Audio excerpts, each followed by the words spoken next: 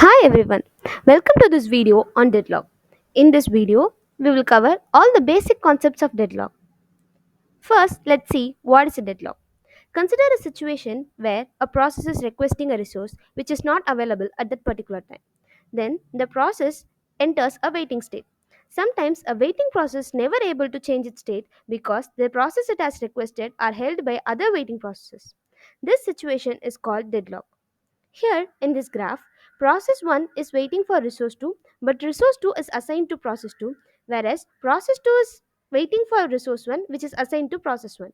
Both the processes are waiting for happening of some event. This creates a deadlock. But how does a process utilize a resource? There are three steps. First is to request a resource, second to use the resource and operate on them, and finally to release the resource. Now let's see a few characterization of deadlock. First is mutual exclusion. That is, there should be a process that can only be held by one process at a time. Second is hold and wait. It occurs when a process is holding some resources but still waiting for other resources. Third is no preemption, such that it allows no interrupts. And the fourth and the final one is circular wait, where a set of processes waiting for each other to perform its operation. If two or more of these situations occur, then there is a deadlock. Now let's see how to construct an RAG, which is nothing but a resource allocation graph. Here we have three processes, each are represented by a circle. Then we have four resources which are represented by a rectangle. Note that there are dots inside the rectangle.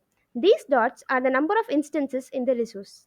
Now coming to the edges pointing from the process to the resource is called an request edge, and the edges pointing from resource to process is called an assignment edge.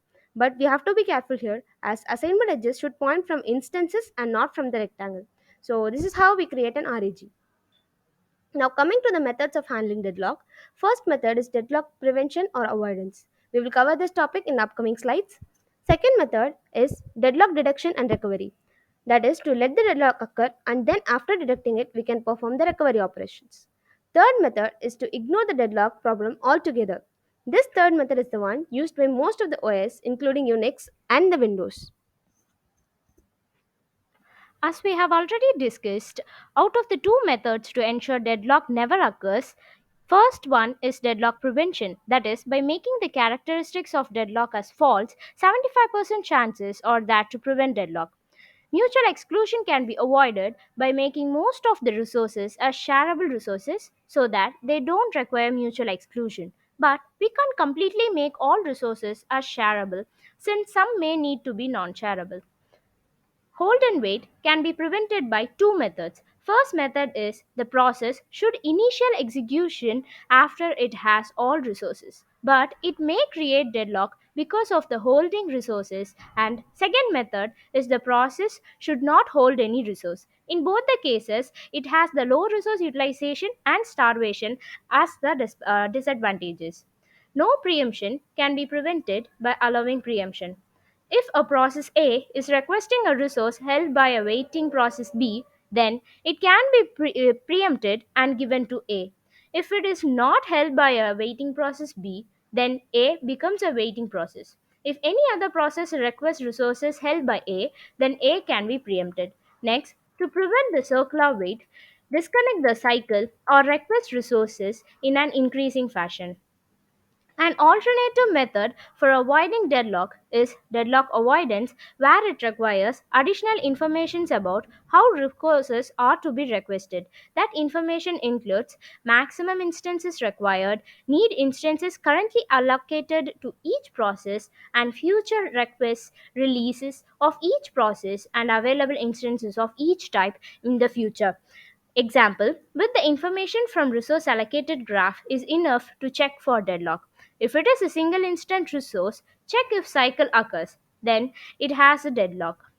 Next important term is safe state. A state is safe if resources are allocated to process in some order and still avoid deadlocks. A system is in safe state only if there exists a safe sequence.